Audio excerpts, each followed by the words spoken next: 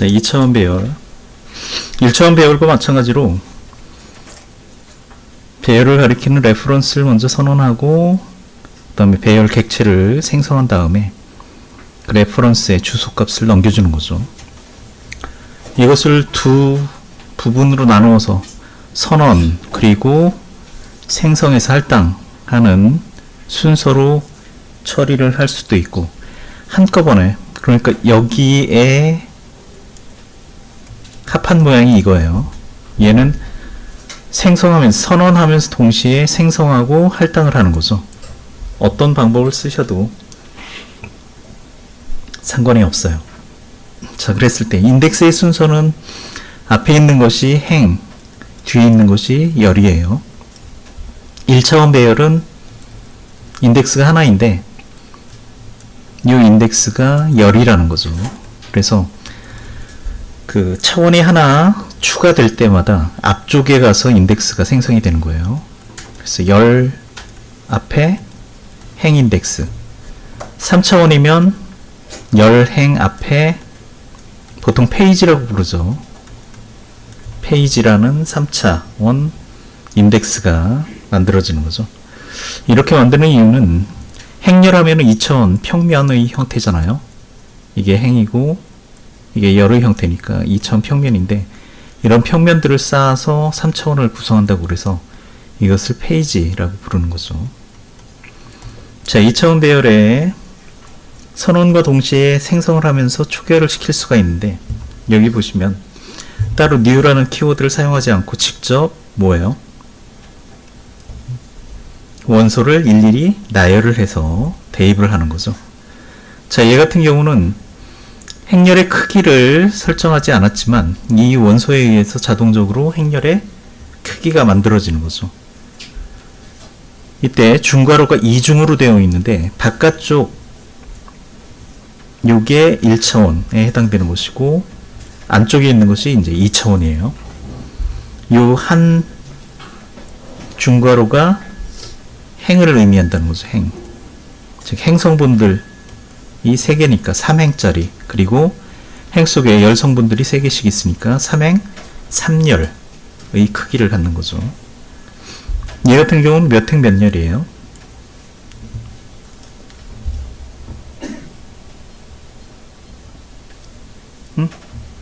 안쪽에 중괄호가 2개니까 2행이 되는 거죠. 그렇죠. 그리고 한 행에 원소가 3개씩이니까 3열의 형태가 되는 거죠. 얘는 2행 2열짜리.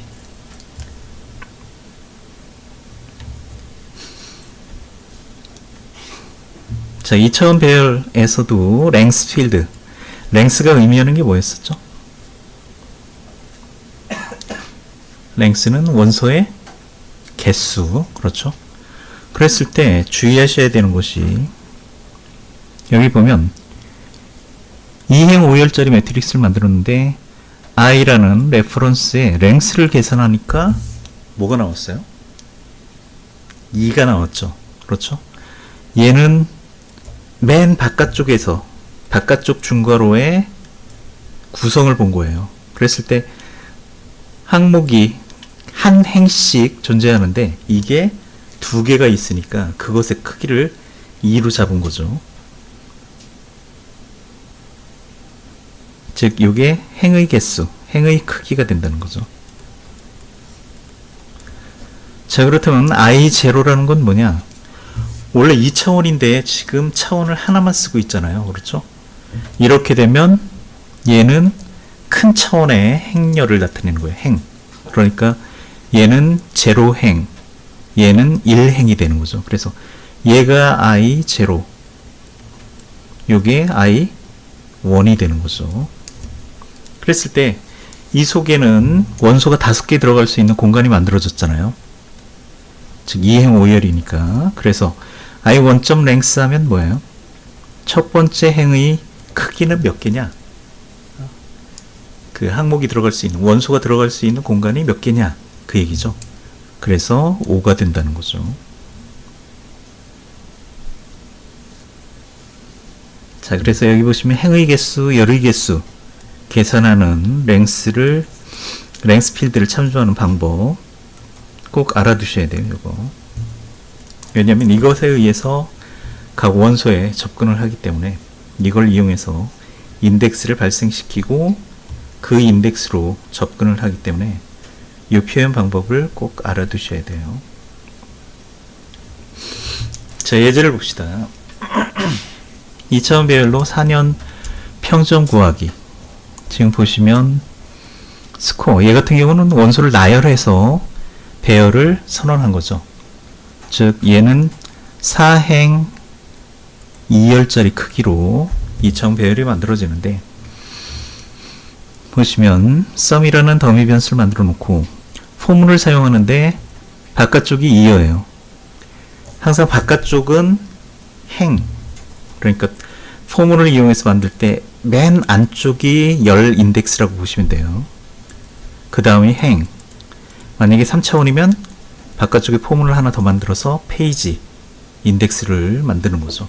그래서 행이 하나 결정이 되면 그 다음에 그 속에 원소들, 열이잖아요. 열 방향이죠. 그래서 열의 인덱스를 바꿔가면서 원소에 접근을 하는 거죠. 자, 그러니까 행이 몇 번, 몇 개의 행이 있느냐 크기를 알려면 어떻게 해야 돼요? score.length 하면 이게 행의 크기가 되는 거죠. 행의 크기. 그래서 얘는 4행이니까 0부터 3까지 발생을 시키고, 그 밑에 텀 같은 경우는 score year.length 하면은 뭐예요? 한 행 속에 들어있는 원소의 개수죠. 그래서 열의 크기가 되는 거죠. 이게 열의 크기. 자, 그러니까 보시면 1학년, 2학년, 3학년, 4학년 각 학년이 행이 되는 것이고, 요 두 개의 열이 1학기, 2학기가 된다는 거죠. 그래서 score year.length 하게 되면 이 열 인덱스인데, 열 인덱스를 바꿔가면서 뭘 하고 있어요? 누적 합을 계산하고 있죠. 그렇죠? 그러니까 매년, 매 학기의 스코어, 평점들을 누적, 더해서 전체 평점을 계산한 거죠. 자, 그랬을 때 n이라는 것은 뭐예요? score.length니까 행의 크기, score 0.length 하면 열의 크기죠. 4학년 전체 평점 평균, 지금 샘플이 8개니까 어떻게 계산해야 돼요? 4학년 그리고 학년마다 2학기씩이 있는 거죠. 그렇죠? 그래서 8로 나눠줘야 되는 거죠. 만약에 각 학년의 평점의 평균을 계산하시오, 또는 각 학기의 평점의 평균을 계산하시오 라고 하면 어떻게 해야 될까요?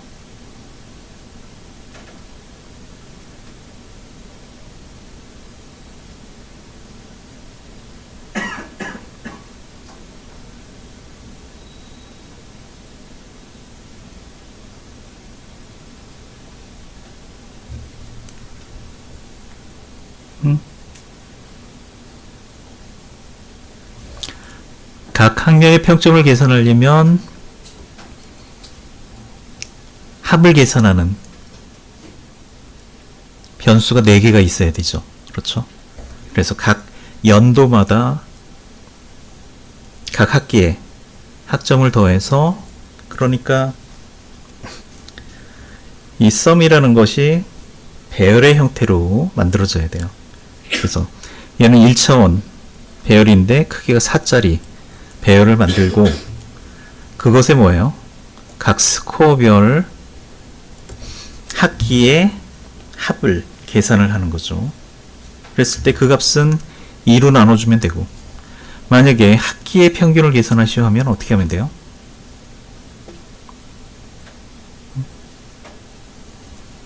텀에 대한 합이니까 1차원 배열인데 원소가 2개인 변수를 하나 배열을 생성하고, 각 학기별로 각 학년의 1학기면 1학기의 합, 그리고 2학기면 2학기의 합을 한꺼번에 할 수가 있죠. 이 같은 경우 그렇게 해서 합을 계산하고 학년의 평균은 그냥 2로 나눠주면 되고 학기의 평균은 4로 나눠주면 되죠. 집에 가셔서 요거 한번 해보세요. 학년의 평균 평점 그리고 학기의 평균 평점. 자, 그 다음에 비정방형 배열. 원래 원칙은 정방형 배열만 사용할 수가 있어요. 정방형 배열이라는 것은 정방하면은 행과 열의 크기가 같다라는 의미이지만 여기서는 한 행에 들어가는 열의 개수 이게 일치하는 행렬을 정방행렬이라 부르는 거죠. 근데 비정방행렬은 뭐냐? 비정방행렬은 한 행에 들어가는 원소의 개수, 열의 개수가 이렇게 서로 다른 이런 배열도 만들 수가 있다는 거죠. 이게 C에서는 C나 C++에서는 불가능한데 자바에서는 이게 가능하다는 거예요. 왜 그러냐면 우리가 2차원 배열을 만들었을 때 각 행의 시작 주소 요것 자체가 객체라는 거죠. 객체이고 얘가 그 행의 시작 주소를 가리키는 레퍼런스이기 때문에 각 행마다 뭐예요? 새로운 객체, 1차원의 객체를 만들어서 할당을 해줄 수가 있다는 거죠. 이렇게 되면 서로 다른 크기의 객체들을 가리키기 때문에 열의 크기가 같지 않아도 배열을 만들 수가 있어요. 2차원 배열을. 이게 수학적인 행렬에서는 불가능하지만 프로그램 코드이기 때문에 가능하다는 거죠.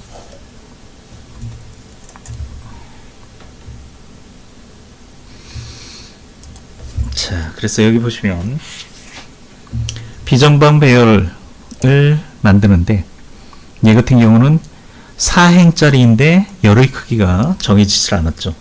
그랬을 때 각 열을 1차원 배열을 생성해서 그 1차원 배열을 행 레퍼런스에 대입을 하고 즉 할당을 하고 이렇게 되면 얘 같은 경우는 크기가 1행 같은 경우는 첫 번째 행은 한 개의 열을 가지고 있는 거죠.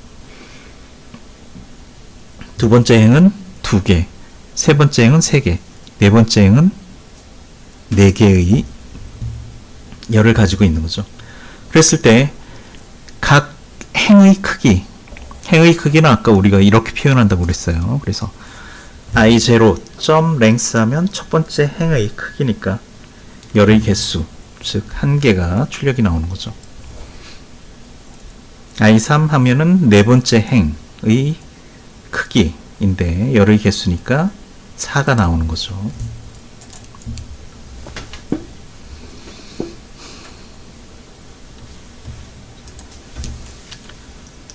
자, 이제 3-11 요거 잘 알아두세요.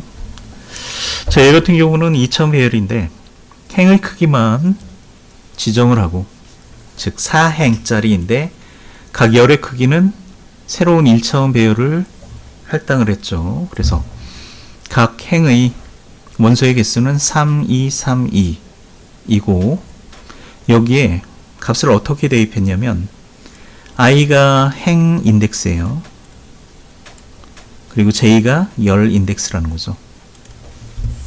자, 그랬을 때 i가 예를 들어서 제로면 제로인 상태에서 열 인덱스 각 열 인덱스는 각 행의 크기하고 같으니까 각 행의 크기 미만하게 되면 0부터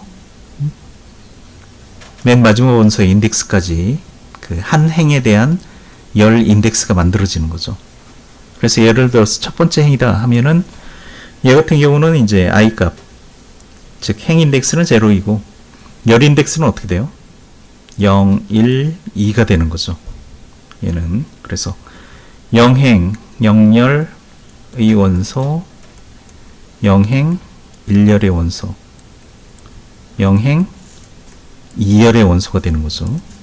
자, 그랬을 때 보시면 i는 0인 상태에서 안쪽 포문으로 들어가면 j는 0부터 int array 0.length 하면 얼마예요? 0 인덱스 행이니까 크기가 3이죠. 그래서 요 값이 3이고, 즉 3 미만까지니까 0, 1, 2, 즉 j 값이 0, 1, 2가 만들어지는 거죠. 자, 그랬을 때 각각 원소에 들어가는 값들은 0, 0 위치에는 뭐예요? i는 0니까 0 플러스 1, 1 곱하기 10이니까 10 플러스 j가 0이니까 0. 그래서 10이 첫 번째 0, 0 위치에 들어가는 거죠. 그 다음에는 두 번째는 i는 0인 상태니까 앞에는 그냥 10이 되죠. 10 플러스 j 값이 이번엔 1이죠. 그래서 11. 그 다음에는 j 값이 2가 되니까 12. 이런 식으로 들어가는 거죠. 두 번째 행에서는 뭐예요? i 값이 1인 상태에서 j가 0, 1, 2가 되는 거죠. 그렇죠? 그래서 마찬가지로 1이 들어가면 이번에는 이 괄호 속이 2가 되니까 2 곱하기 10 해서 20에다가 j 값을 더한 형태죠. 그래서 20, 21, j에 2가 없어요. 두 번째 행은 크기가 2니까 이 2가 없죠. 그렇죠? 그래서 21까지 대입이 되는 거죠. 그 다음 행도 마찬가지. 한 행의 크기가 3이니까 이번에는 j가 0, 1, 2 이렇게 되는 거죠. i는 2이고, 계산하면 이런 식으로 이제 채워진다는 거죠.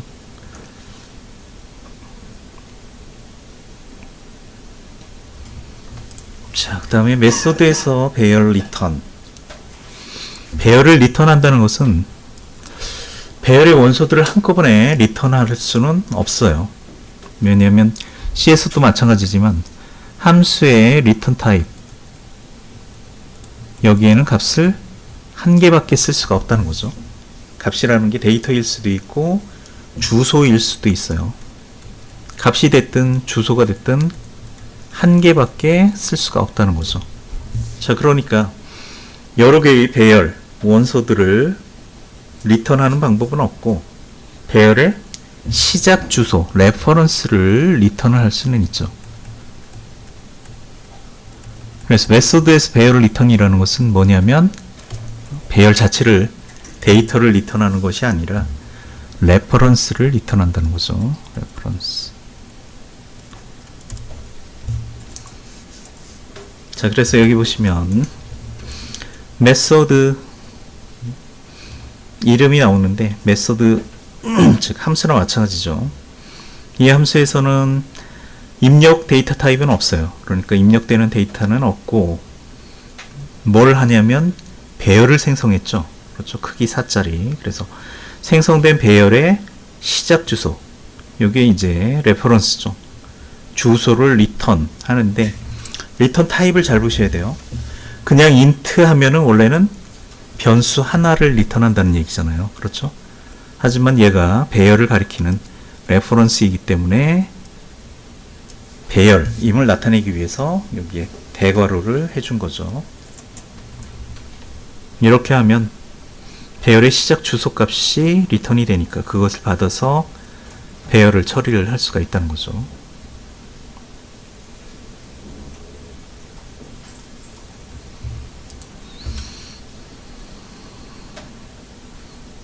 자, makeArray라는 메서드인데 얘 같은 경우는 크기 4짜리 정수형 배열을 생성을 하고 그것의 시작 주소, 레퍼런스를 리턴을 해주는 거죠. 리턴을 받으면 어떻게 하면 돼요? 이 주소를 이용해서 배열에 접근을 할 수가 있죠.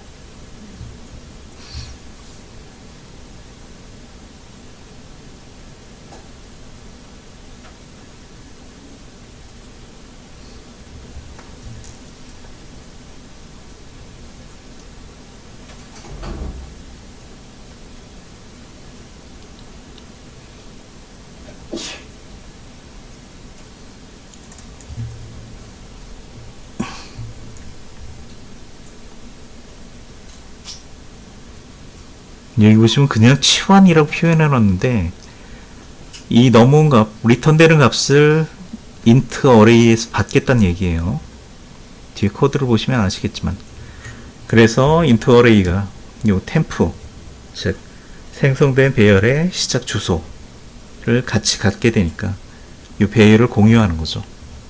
하지만 temp라는 이 레퍼런스는 실제로는 이 메서드 속에서 생성된 변수이기 때문에 지역 변수예요. 그래서 이 메서드가 종료되면 같이 사라져 버린다는 거죠. 그러니까 주소값을 넘겨주고 얘는 사라지는 거예요. 그래서 템프는 원래는 그림상에서는 이렇게 형성이 되었지만 얘는 더 이상 배열을 가리키지 않는다는 거죠. 자, 예제 3-11을 봅시다. 정수 4개를 가지는 1차원 배열을 생성하고 1, 2, 3, 4를 초기화한 다음에 배열을 리턴하는 make array를 작성하시오. 자, make array 여기 보시면 static, 우리 static 배웠나요? 아직 안 배웠죠?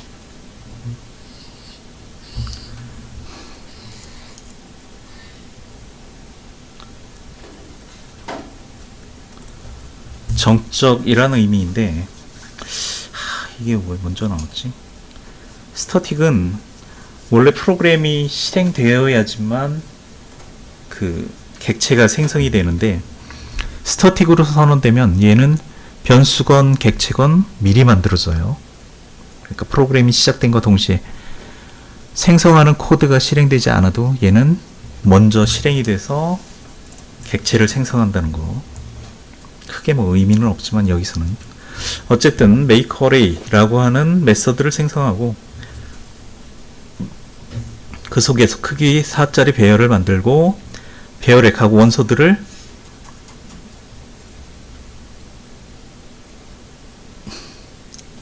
인덱스 값으로 초기화. 왜 문제에서는 1, 2, 3, 4라고 해놓고 여기서는 0, 1, 2, 3으로 초기화를 시키고 있죠. 어쨌든 인덱스로, 여기 인덱스죠. 인덱스 값으로 초기화를 시키고 있어요. 그 다음에 그 초기화된 배열을 레퍼런스 값, 즉 시작 주소를 넘겨주는 거죠. 자, 메인 함수에서 보시면 int array, 얘는 레퍼런스죠. 배열을 가리킬 수 있는 어떤 배열인지는 지금 모르는 상태예요. 그런데 make array에서 리턴되는 값을 할당을 해줬죠. 리턴되는 값이 뭐라고 그랬어요? make array에서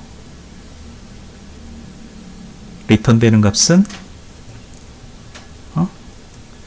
배열을 가리키는 레퍼런스, 주소라는 거죠. 그렇죠? 그래서 주소를 넘겨받으면 얘는 int형 배열을 가리키는 레퍼런스이기 때문에 이게 이 메서드에서 생성된 배열을 가리킨다는 거죠. int array가.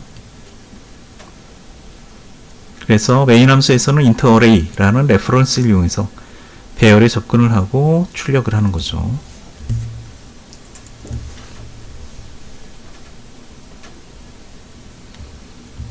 자, 메인 메서드.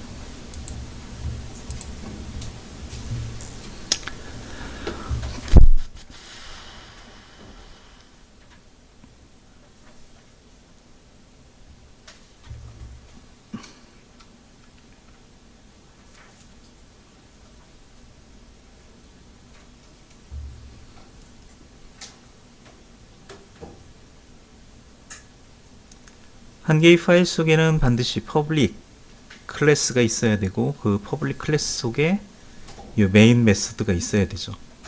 근데 메인 메서드는 그 의미 자체가 프로그램의 시작 위치예요. 얘가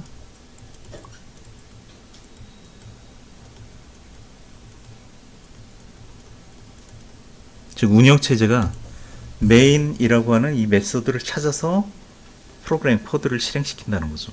그러니까 외부에서 접근이 가능해야 돼요. 그래서 퍼블릭으로 선언이 되어 있죠.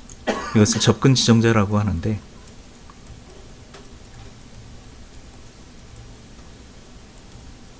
퍼블릭이어야지만 외부에서 접근을 할 수가 있고, 여기 스태틱이라고 되어 있는데 원래 클래스 속에 들어있는 멤버들은 클래스가 호출이 돼서 객체를 생성해야지만 만들어지는 거잖아요. 우리가 객체라는 것을 사용을 하려면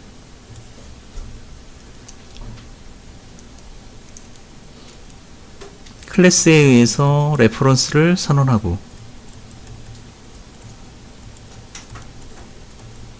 선언된 레퍼런스에 뭐예요? new 키워드 객체 생성자, 이 두 가지를 이용해 가지고 객체를 생성하고 레퍼런스에 할당을 해주죠. 그렇죠? 무슨 얘기냐면 우리가 코드상에 정의해 놓은 퍼블릭 클래스 리턴 에리어, 얘는 뭐예요? 리턴 에리어라는 클래스에 대한 선언이잖아요. 정의. 그렇죠? 그렇다면 얘가 실제로 실행이 되려면 원래는 뭐예요?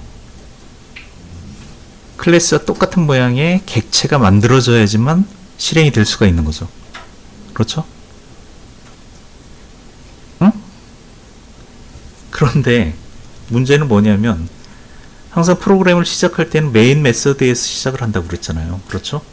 메인 메서드로 호출하려고 했는데 이 객체가 만들어지지 않으면 메인 메서드라는 게 원래는 존재하나요? 존재하지 않나요?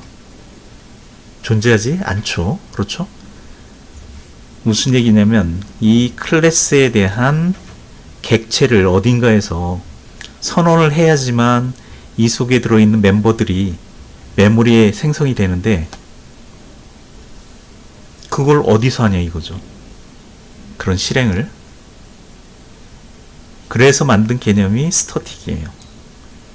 스태틱이라는 것은 객체가 생성되지 않아도 미리 만들어 놓은 그런 멤버들이라는 거죠. 스태틱으로 선언된 것들은. 그래서 이 리턴 에리어라고 하는 이 클래스에 대한 객체가 만들어지지 않아도 메모리에 자동적으로 이 스태틱 메인이라는 이 코드가 생성이 먼저 되는 거예요. 그래야지만 그 속에 들어있는 함수, 그 객체 또는 그 함수 뭐 이런 것들을 그 실행을 시킬 수가 있는 거죠.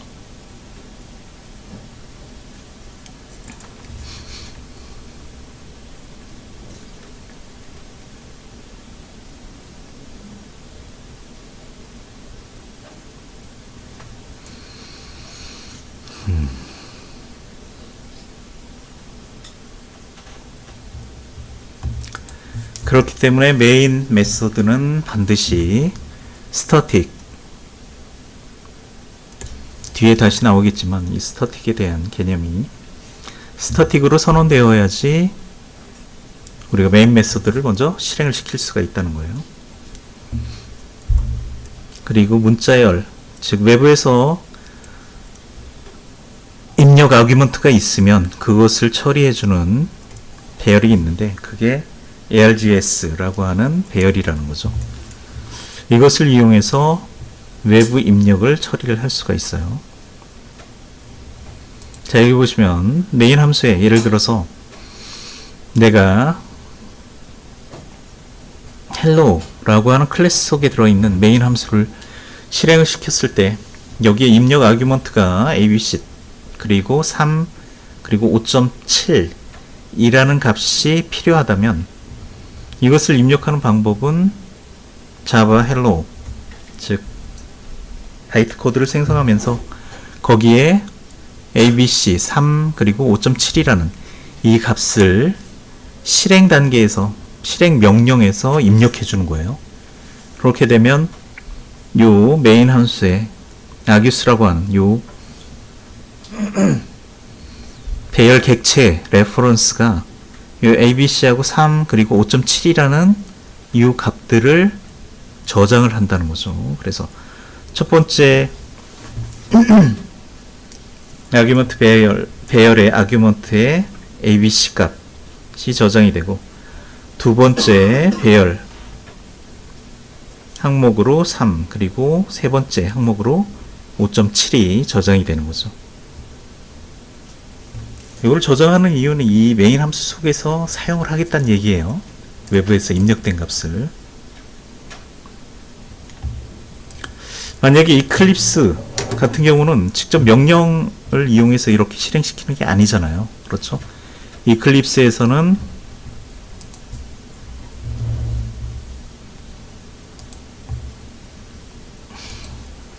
설치가 제대로 됐을지 모르겠네.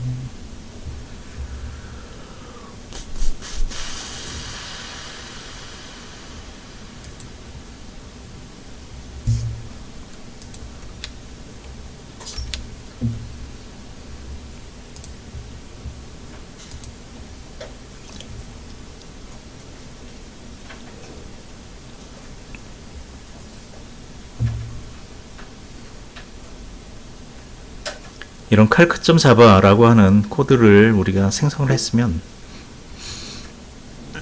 얘를 실행시키기 위해서는 이 입력 아규먼트 값이 필요하다는 거죠. 왜냐하면 아규먼트의 배열 값들을 이용해서 우리가 처리하는 그런 코드가 속에 들어있기 때문에 외부에서 이 아규먼트 값을 입력을 해줘야 되는데, 만약에 이 코드를 명령 프롬프트 cmd 하고서 왜 자바 그 컴파일러 호출하는 거 있었잖아요.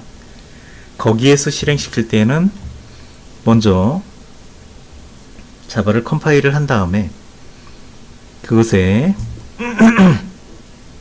실행을 시킬 때 이 입력 아규먼트 값, 즉 여기서는 2하고 20.5하고 88.1 얘네들을 입력을 한 거죠.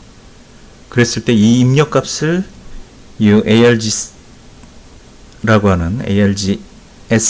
하는 이 배열에 저장을 한 거예요. 그리고 배열에 저장된 값을 이용해서 누적 합을 계산을 하는 프로그램이죠. 근데 이클립스에서는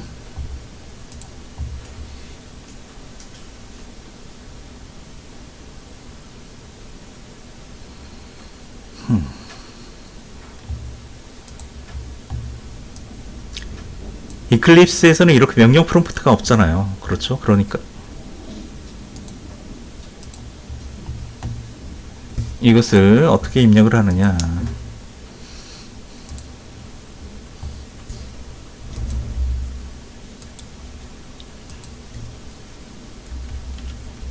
calc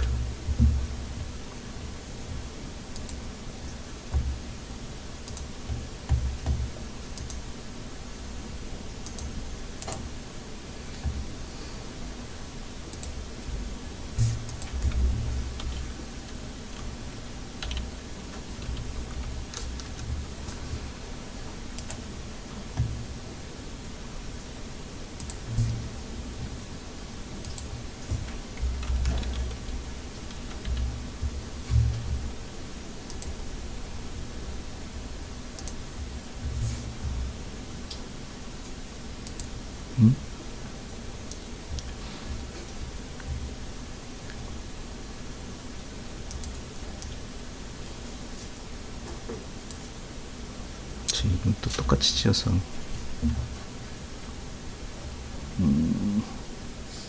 얘를 다 집어넣으면 안 되고 메인 함수만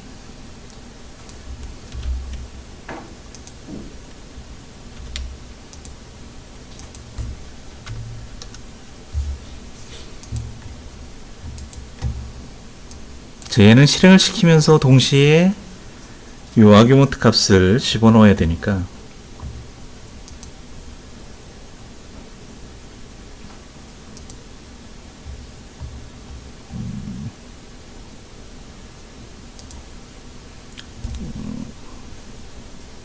자,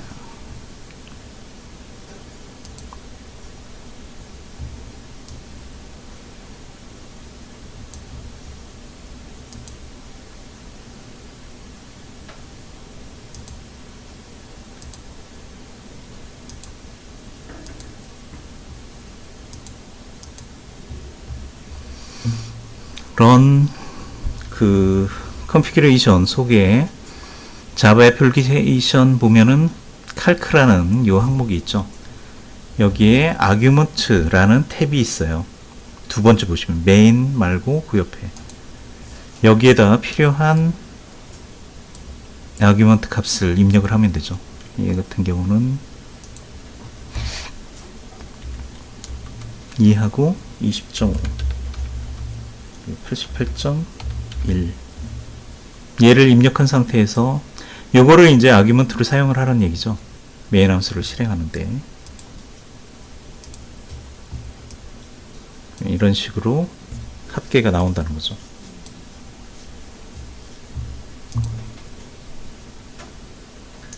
자, 여기 보시면 코드 속에 double.parse double 이라는 그 함수가 나오는데 원래는 메서드죠.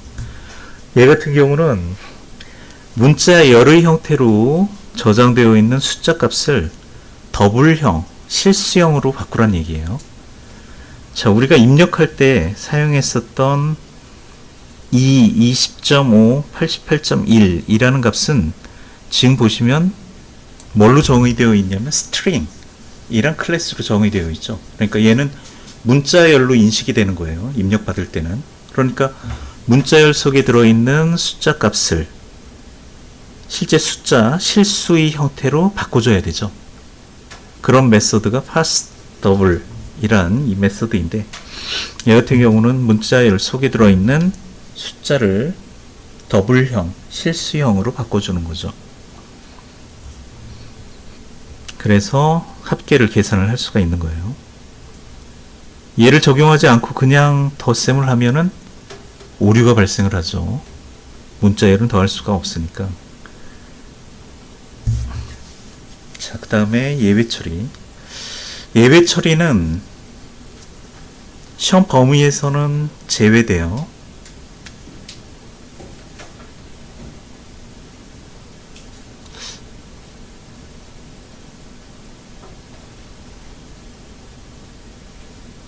제외를 했었는데 포함을 시킬까요? 그렇게 뭐 어렵지 않은 내용이어가지고 일단 한번 해봅시다. 자, 예외 처리. 예외 처리라는 것은 뭐냐면 우리가 프로그램을 실행시킬 때 가장 치명적인 것이 오류죠. 프로그램의 오류. 문법적 오류는 다 컴파일러에서 걸러지기 때문에 대부분 오류는 우리가 예상하지 못하는 문제라는 거죠. 근데 오류는 어떤 문제를 가지고 있냐면 프로그램이 실행되는 것을 중단을 시켜버려요. 이게 치명적이라는 거죠. 프로그램이 중단되는 것 자체가. 왜 그러냐면 예를 들어서 은행의 전산 시스템이에요. 막 업무 시간인데 갑자기 오류가 발생해서 시스템이 다운돼 버렸어요. 그러면은 모든 뭐 온라인 뱅킹이나 이런 서비스 하나도 안 되죠. 만약에 막 송금하고 있었는데 갑자기 돈이 나는 보냈는데 그 오류 때문에 중간에 사라져 버려요. 큰일 나죠. 그렇죠. 그래서 절대로 프로그램이 실행되는 중간에 오류에 의한 중단이 발생하면 안 된다는 거죠. 프로그램 실행 중에는. 그렇다면 이것을 어떻게 처리해야 되느냐? 오류라는 게 완전히 없을 수는 없잖아요. 그렇죠? 하지만 이 오류가 발생해도 우리는 이 오류를 처리할 수 있는 코드, 그것을 예외 처리라고 하는데 예외 처리를 이용해서 프로그램 중단은 막을 수가 있다는 거죠. 예외 처리를 이용해서. 즉 프로그램이 실행 중단되는 것을 막는 것이 바로 예외 처리예요. 자, 그렇다면 컴파일 오류는 언제 발생하느냐? 이거는 작성 중간에 혹은 컴파일을 했을 때 발견이 되죠. 근데 실행 중간에 발견되는 오류는 컴파일 오류랑은 조금 차이가 있는 거예요. 어쨌든 여기 보시면 오동작이나 결과에 악영향을 줄 수 있는 실행 중 발생하는 오류, 이것을 예외라고 하고 이런 예외를 처리하는 방법에 대해서 알아보자 이거죠. 그렇다면 이런 exception, 즉 예외에 해당되는 경우는 뭐냐? 정수를 0으로 나누는 경우. 이거는 0을 직접 대입해 봐야지만 0으로 나누기가 실행되는지를 알 수가 있는 거죠. 왜냐하면 코드 속에서 예를 들어서 정수들을 입력받고 그 정수로 뭐 10을 나누시오 라고 했는데 입력값이 0일지 아닐지는 모르잖아요. 그렇죠? 그러니까 실행시켜 보고 0이 입력되는 경우가 있는지를 확인해야 되죠. 그래서 0으로 나누기를 시도한다든지 아니면 배열의 크기보다 큰 인덱스, 배열의 크기보다 큰 인덱스가 아니라 배열의 크기가 n이면 얘의 인덱스 범위는 0부터 n-1까지죠. 그렇죠? 이 해당되는 정상적인 인덱스 범위를 벗어나는 그런 인덱스가 발생하는지 여부, 그리고 존재하지 않는 파일을 읽거나 혹은 정수 입력을 기다리는데 원래 정수를 읽기로 약속이 되어 있어서 우리는 next int를 이용해 가지고 읽으려고 했는데 문자가 들어오면 어떻게 되겠어요? 당연히 못 읽죠. 그렇죠? 그래서 그런 경우에 발생하는 이런 오류들을 예외라고 부른다는 거죠. 얘는 문법적 오류가 아니죠. 그렇죠? 오입력이라든지 아니면 인덱스를 잘못 사용하는 경우에 발생하는 오류이기 때문에 문법적 오류와는 다르다는 거죠. 자, 그렇다면 이 예외 처리를 어떻게 할 수가 있느냐? 예외가 발생하면 자바 플랫폼에서 그걸 미리 감지를 할 수가 있어요. 그래서 감지를 하게 되면 예외를 처리하는 루틴으로 넘겨버린다는 거죠. 자, 그렇다면 예외가 발생하는 프로그램이 어떤 것이 있느냐? 여기 보시면 디바이저, 즉 분자를 분모로 나누는데 분모가 0이 되는 경우가 있을 수도 있죠. 왜? 여기서는 next int를 이용해 가지고 입력을 받으니까 입력 잘못해 가지고 0을 입력할 수도 있잖아요. 분모를. 그렇죠? 그런 경우에는 이렇게 exception in thread, 즉 divide by zero에 의해서 오류가 발생했다라고 하고서 중단을 해버리는 거죠. 프로그램이. 얘는 오류예요. 말 그대로. 즉 실행이 중단이 됐기 때문에 프로그램에 치명적인 오류가 있다는 거죠. 하지만 문법적인 오류는 아니죠. 그렇죠?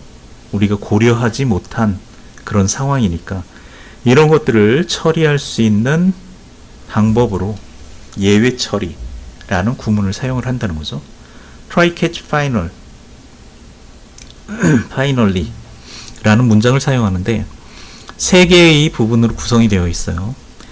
try 부분에는 뭘 작성하냐면 예외가 발생할 수 있는 코드, 즉 아까 같은 경우는 0으로 나누기 이것에 의해서 문제가 발생했잖아요. 그렇죠. 그러니까 근데 그렇다고 그래서 0이 입력되는지를 그 처리하는 코드를 따로 만들려고 하면 그것도 복잡하잖아요.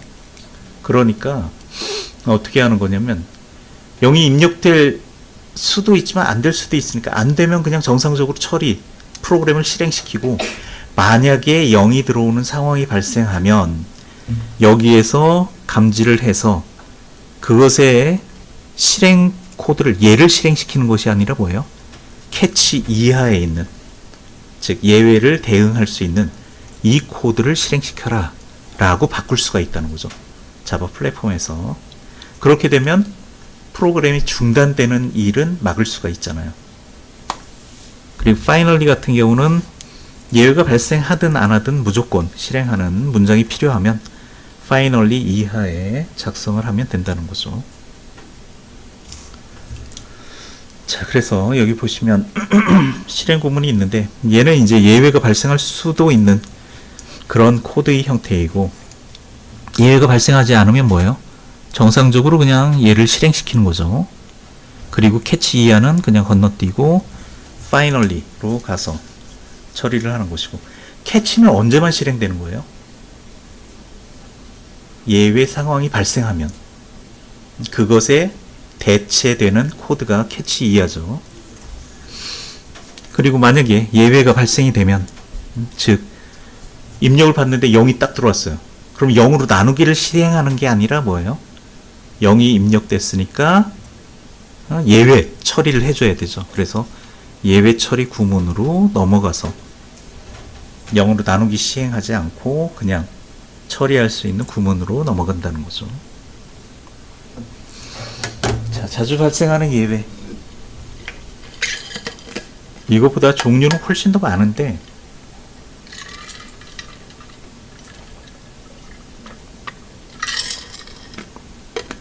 주로 개발자들이 이제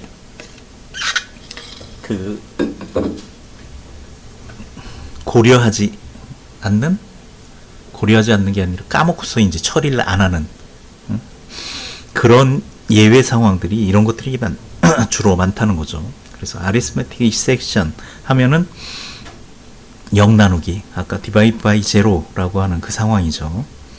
null 포인터라는 개념은 레퍼런스예요. 그러니까 객체를 생성하지도 않고 이 레퍼런스로 만들어 놓은 상태에서 이 레퍼런스를 그냥 사용을 하려고 하면 얘는 할당받은 객체가 없으니까 어떤 객체를 가리켜야 될지 모르잖아요. 그렇죠? 그런 상황을 이제 null pointer라고 하는데 그런 상황이 발생하는 경우 또는 class cast exception. cast라는 것은 우리 cast 연산자에 있었죠.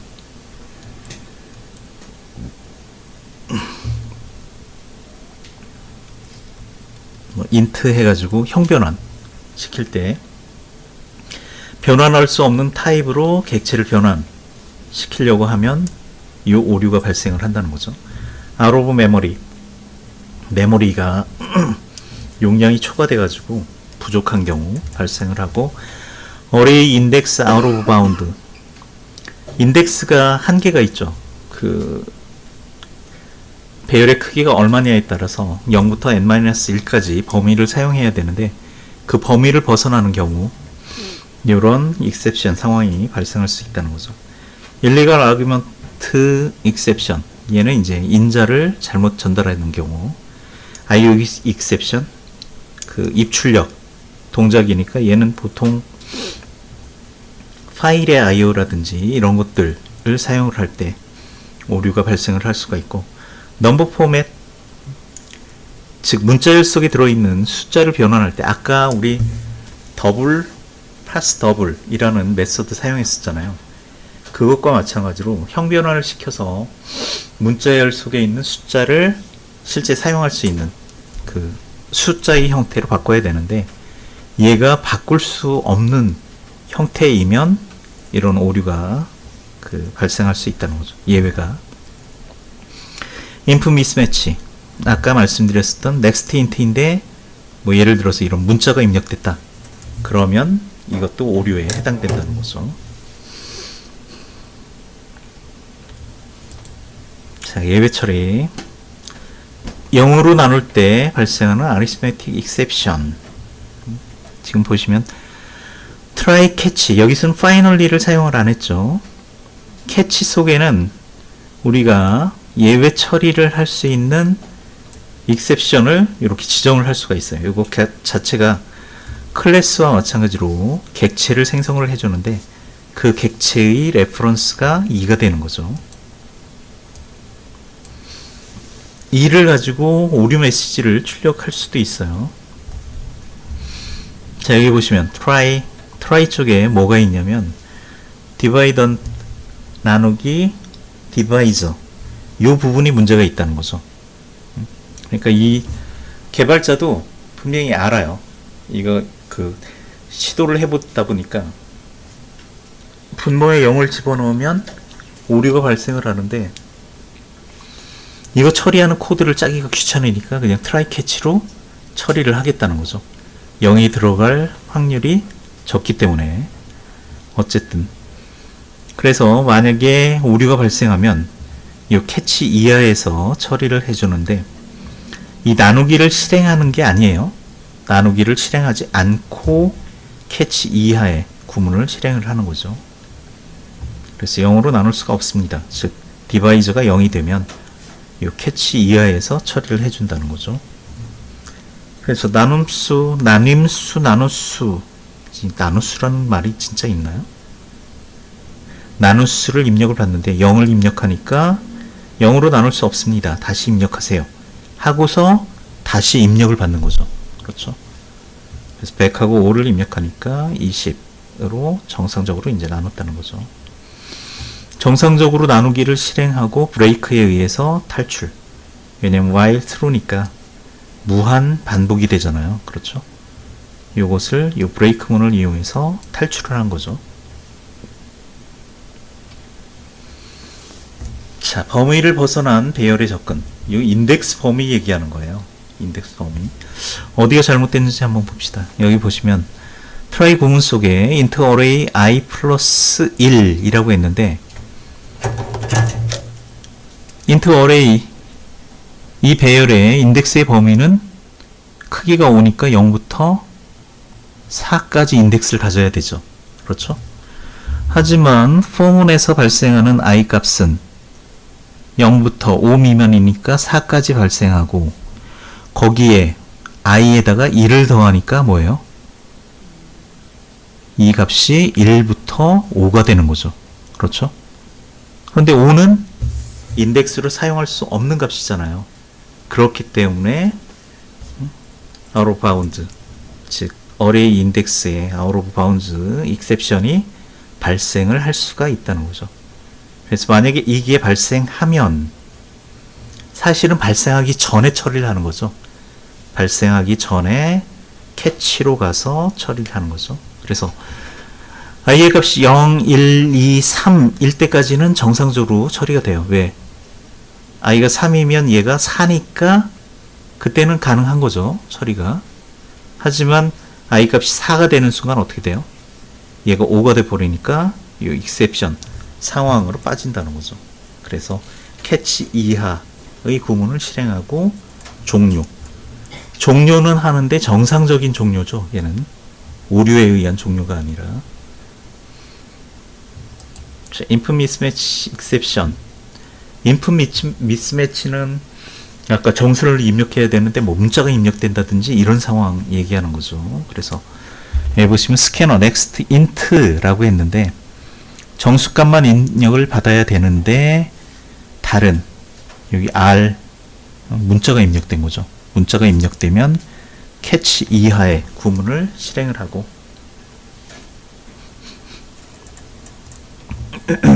다시 정상적으로 입력할 수 있도록 만들어주는 거죠. 자, 그랬을 때 여기 보시면 트릭이 한 가지 있는데 정수 3개를 입력하시오 라고 해서 3개를 입력받고 있어요. 그런데 R을 입력했으니까 5입력 1번에 의해서 정수는 2개밖에 입력이 안 된 상태죠. 그렇죠?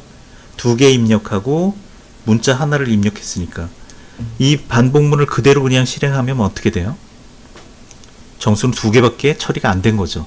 그렇죠? 그래서 뭘 했냐면 try 하다가 정수, 다른 정수 이외의 이 문자가 입력되니까 캐치로 가서 처리를 하는데 캐치에서는 어떻게 처리해야 될까요?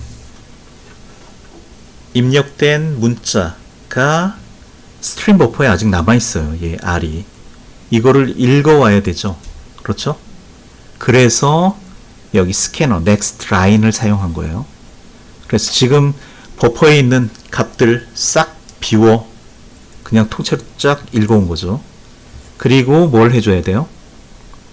뭐 이 오류 메시지는 중요한 게 아니고 오류 메시지 출력한 다음에 여기 뭘 했어요? i 값을 1 감소시켰죠. 왜? 이거 감소하지 않으면 그냥 올라가서 포문에서 1 증가하고 비교하면 그냥 종료되잖아요. 반복이. 그렇죠? 그래서 1 감소시키고 그냥 위로 올라가서 뭐예요? 1 감소하니까 원래는 2였던 값이 1이 되고 다시 플러스에 의해서 2가 돼서 반복 구문으로 들어가는 거죠. 그리고 그 밑에 보시면 continue가 있는데 이 continue는 역할이 뭘까요?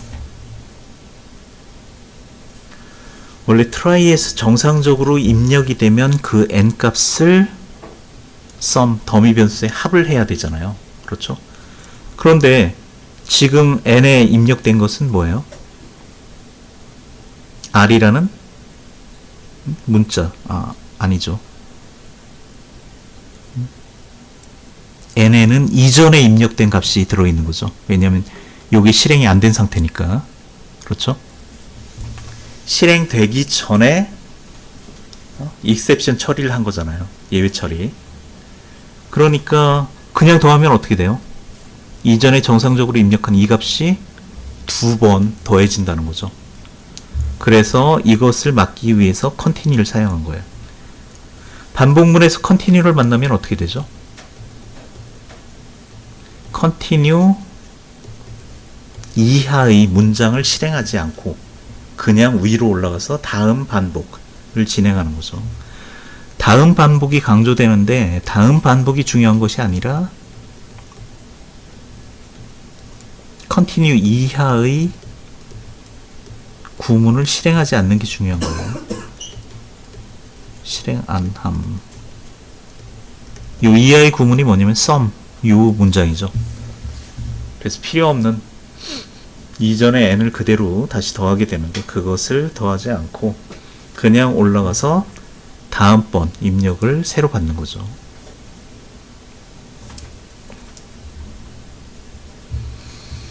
자, 정수가 아닌 문자열을 정수로 변환할 경우 이런 오류가 발생을 할 수가 있다는 거죠. 자, 너무 포맷 익셉션. 얘 같은 경우는 이제 숫자의 그 형식이 잘못됐다는 얘기인데 지금 보시면 integer parse int 아까는 더블점 parse 더블이었는데 이번엔 뭐예요? 정수로 표현되어 있는 문자열을 실제 정수값으로 바꾸는 함수라는 거죠. parse 함수가 그런 역할을 하는 거예요. 문자열 속에 들어있는 숫자의 형태를 실제 숫자로 바꾸는 함수의 형태인데 앞에 뒤에 즉 int니까 정수형으로 바꾼다는 얘기죠. 정수형 문자열을 읽어서 정수로 바꾸는 거예요. 더블점 parse 더블은 더블형 문자를 읽어서 더블형 숫자로 바꿔주라는 얘기죠. 그러니까 얘네들은 다 정수여야 되는데 이게 뭐예요? 더블형이죠. 실수형. 그래서 이 익셉션이 발생할 수가 있으니까 그게 발생하면 얘는 정수로 변환할 수 없습니다. 라고 출력하고 끝나는 거죠.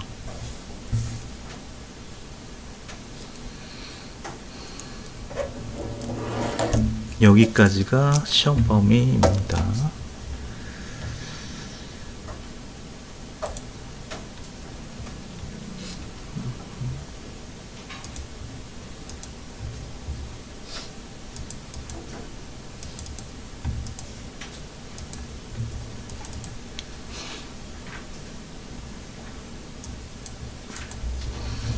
공부하실 내용은 제가 요약을 해서 올려드릴게요.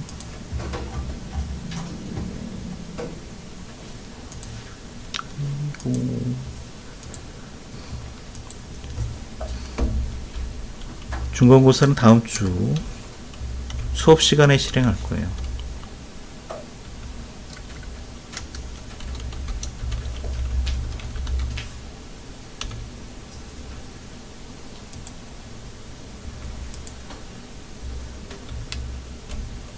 이건 공부하실 내용이고 그냥 여기 나와있는 예제만 공부하시면 돼요. 뭐 이론 따로 공부하실 필요 없고 시험의 유형은 코드가 주어지면 코드의 실행 결과를 쓰거나 아니면 주어진 코드에서 빈칸이 있는데 빈칸을 완성하는 형태.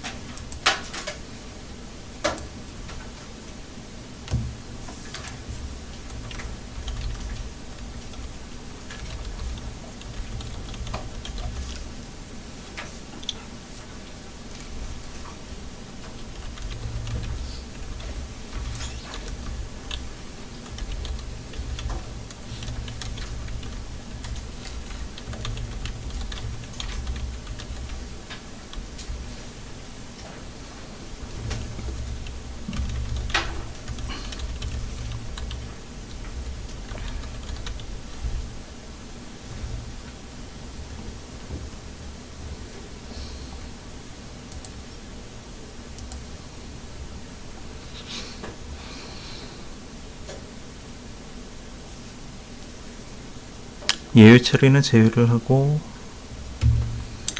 문제는 한 7문제 정도 나올 거예요. 자, 오늘 배운 내용 또는 시험에 대한 질문.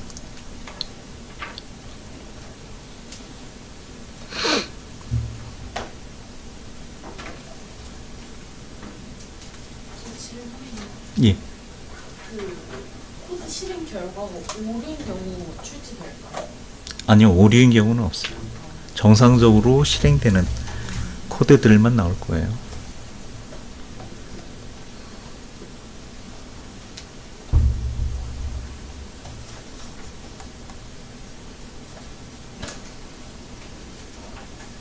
다른 질문?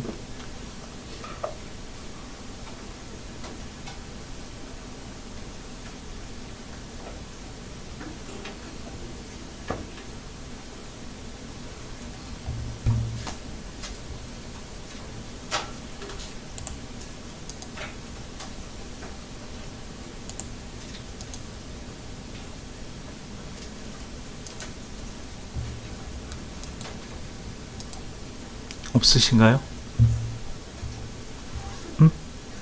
수고하셨습니다.